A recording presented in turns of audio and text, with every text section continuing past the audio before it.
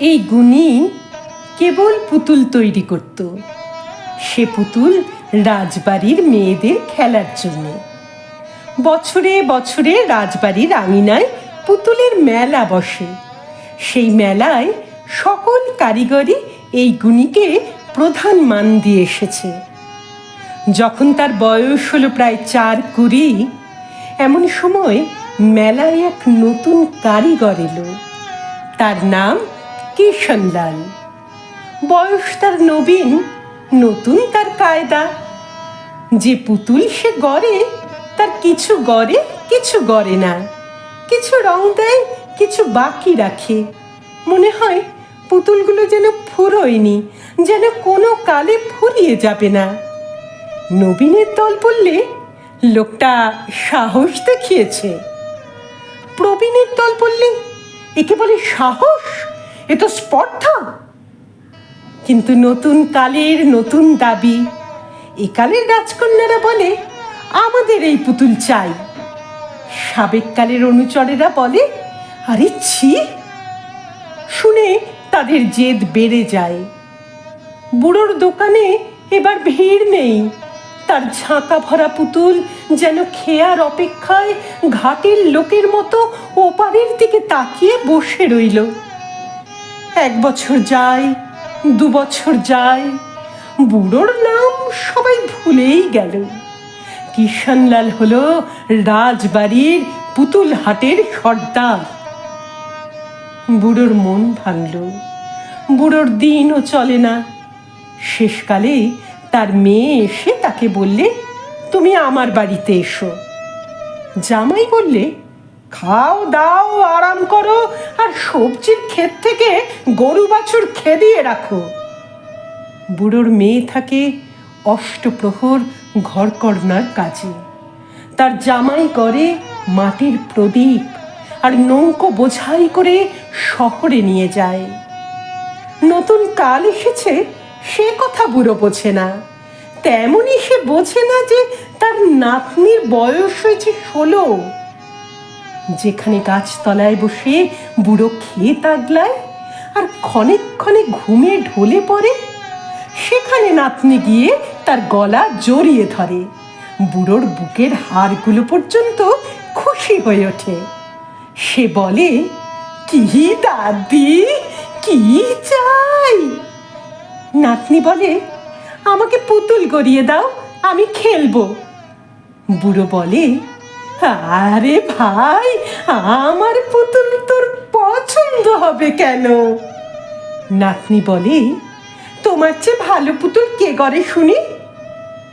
বুড়ো বলে কেন, কিষণলাল?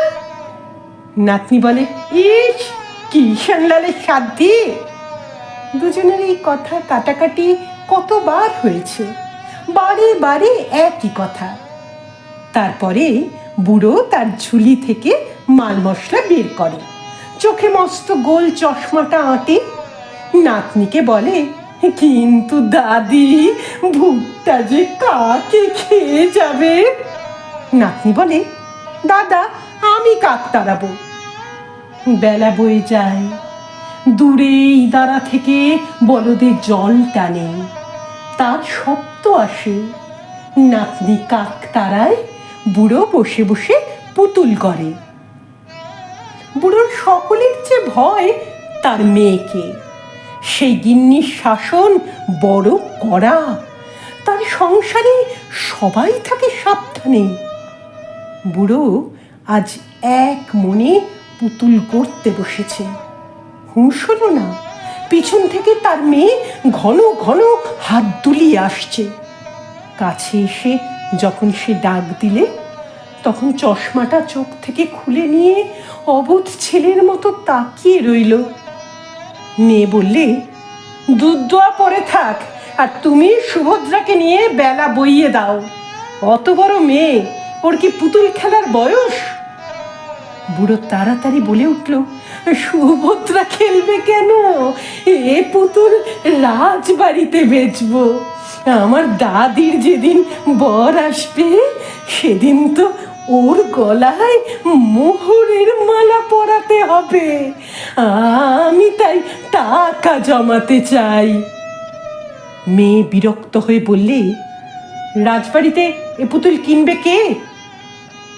বুড়োর মাথা হেঁট হয়ে গেল, চুপ করে বসে রইল। সুভদ্রা মাথা নেড়ে বললে, দাদার পুতুল রাজবাড়িতে কেমন না কিনে দেখব। দুদিন পরে সুভদ্রা এক কাহন সোনা এনে মাকে বললে, এই নাও আমার দাদার পুতুলের দাম।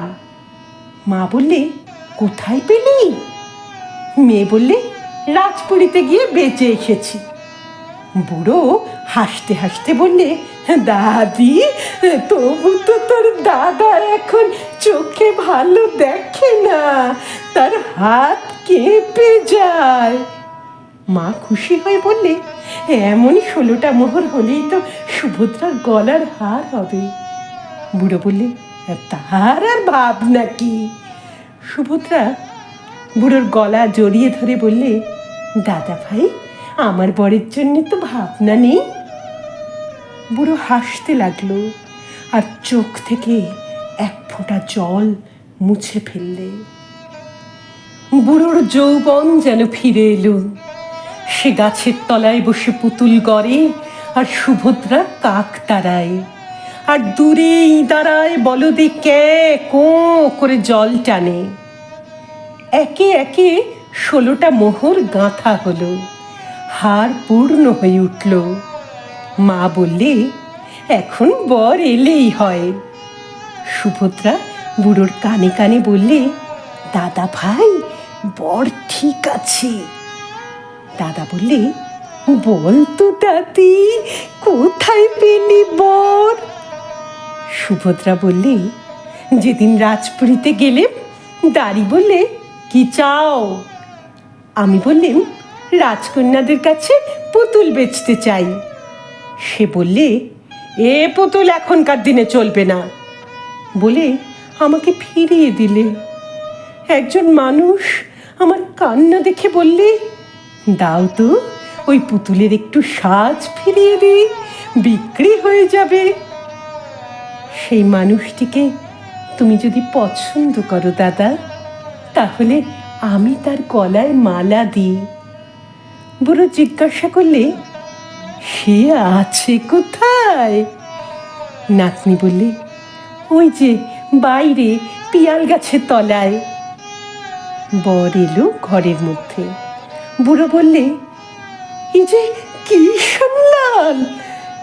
কিষানলাল বুড়োর পায়ের ধুলো নিয়ে বললে, হ্যাঁ, আমি কিষানলাল। বুড়ো তাকে বুকে চেপে ধরে বললে, ভাই, একদিন তুমি কেড়ে নিয়েছিলে আমার হাতের পুতুলকে, আজ নিলে আমার প্রাণের পুতুলটিকে। নাতনি বুড়োর গলা ধরে তার কানে কানে বললে, দাদা, তোমাকে শুধু